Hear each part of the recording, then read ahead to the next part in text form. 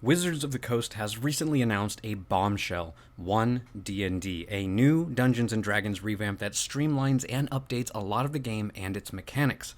As someone who's played D&D for years, I have mixed feelings about this, so today we are talking about some of the biggest changes coming to D&D 5e and my concerns. First up, we have the new grappling rules. Previously, in 5th edition, if you wanted to grapple someone, you had to use your action to make an athletics or acrobatics check, contested by their athletics or acrobatics check. However, in the new playtest documents, they are playtesting a new mechanic. Instead of a contest, it would be a straight roll to hit, and the grappled creature would then be able to make a save at the end of each turn. This makes grappling a lot easier mechanically with less rolls, but also lessens its effect, since if you are a beefy barbarian trying to grapple your opponent, you're no longer relying on your strength to overcome them, but the luck of the dice. Secondly, we have a whole new arrangement of spells. More specifically, all spells in 5e have been recategorized into 3 distinct lists.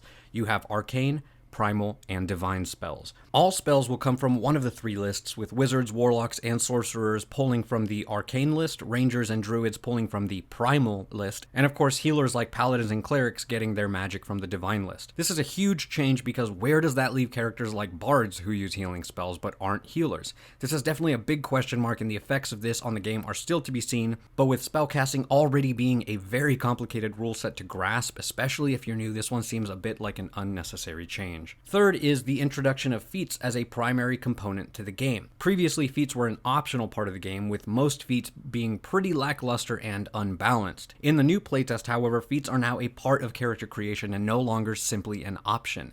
Humans as a race even gain an extra feat as part of their race. Wizards of the Coast is absolutely leaning into more customization of characters, with feats taking a front row seat into how players can make their characters more theirs. This is something that I'm actually very excited for, as feats is something I use heavily in my games, but what new feats will come of this and how much will it change mechanics? That's the big question. Next is a big one, ability scores. Arguably the most important aspect of your character's build were reliant on the race you chose. In the new game mechanics, ability scores would be directly influenced by your background instead. The idea of this being that what you have done in the past will directly influence your abilities and not what you are. This is a big change that, in theory, allows players to pick a race without being limited by it. This allows for a lot of race options that were not available before. However, this also takes away from what makes playing a certain race fun. Maybe you liked being a stout dwarf because you knew your constitution would be higher. This is a big wrench in the way that characters are traditionally created, especially for you min-maxers, but I do think this is going to be something that we can get used to pretty quick. On the same topic of races in D&D, it looks as though the half-elf races and half-orc races are being removed from the class list.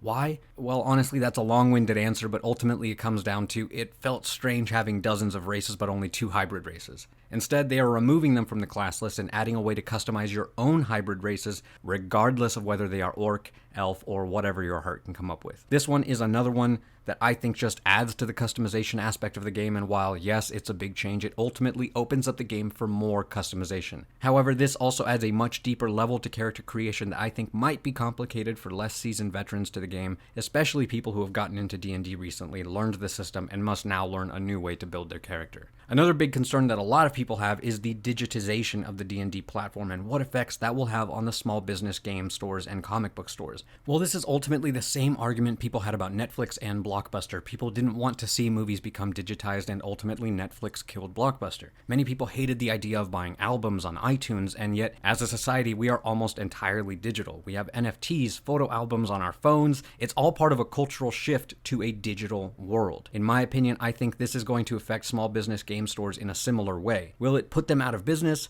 Maybe some, but I think that people who are going to be affected by this the most are going to be the people who sell things like miniatures and dice. I think that with the new system, a lot of those pieces are going to become unnecessary, and while some people might think that's a good thing, I know a lot of people who love collecting those things. But this is the age we live in now, and everything is slowly becoming digitized. I think that we just have to accept that this is the new age of D&D. Now that leads us directly to the next issue, which is the VTT, or the virtual tabletop. Specifically, a lot of people are worried that by making the system digital, you are introducing more barriers, the potential for microtransactions, and a host of other problems.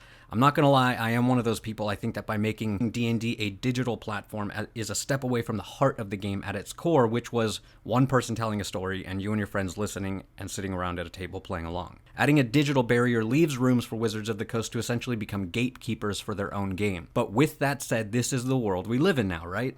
You are viewing this video on a screen of some kind, and despite what we may want for the future of the game, it is likely that it was only a matter of time before arguably any business would make the same transition to the digital space. Does that mean D&D will be filled with locked areas accessible only to those that can afford it, or that minis will only be able to be edited if paid for? Maybe. What I have seen from Wizards of the Coast time and time again is a love and dedication to the original game. Only time will tell how much they lean on the new VTT and how much heart they leave in the game.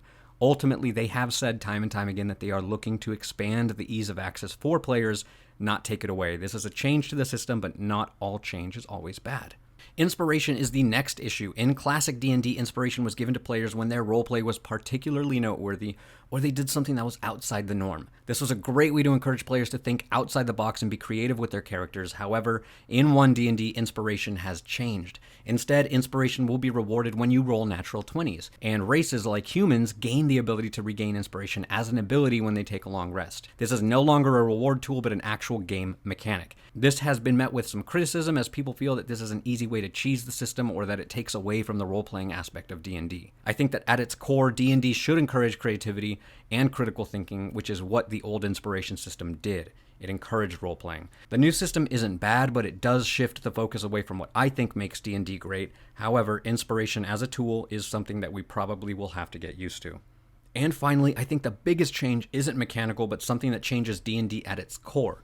This is the new changes to the D20, specifically with natural 20s and natural 1s. Rolling a natural 20 was the game's way of saying you did a thing and it was great. It was a way to encourage players to take risks and to feel like they had earned their success. Rolling a natural 20 was something that you could cheer and scream about. Rolling a natural 1 was the same, but in reverse. It was a way of saying that didn't go as planned. But with the new changes, natural 20s are no longer applying to just combat, but all rolls. So why is this a big deal? Because this means that no matter what, there is always a 5% chance that you will succeed at something, even if you have terrible stats with it. This, in a way, takes away from the impact of building up a specific skill or specializing in certain things. Your plus 11 to lockpicking, for example, is now the same as your undexterous party member's minus 3 to that same skill if they roll a natural 20. And to add to this, natural 20s would also no longer apply to dungeon masters and only players. Now, obviously, this is still a test, and they have been very clear that this is not set in stone decision, but I can't help but feel that rolling these natural 20s and nat 1s just won't feel as special with the new rules. And there you have it. These are potentially the biggest changes coming to Dungeons & Dragons under the new ONE D&D system. Obviously, there's a lot that could change, and I'm no expert at the new system. Leave in the comments down below anything that I might have missed, or perhaps you feel differently about some of these changes coming to ONE D&D. Let me know what your thoughts are in the comments. Thank you so much for watching. Please don't forget to like and subscribe. Feed your displacer beasts, damn it. And we'll see you next time, adventurers.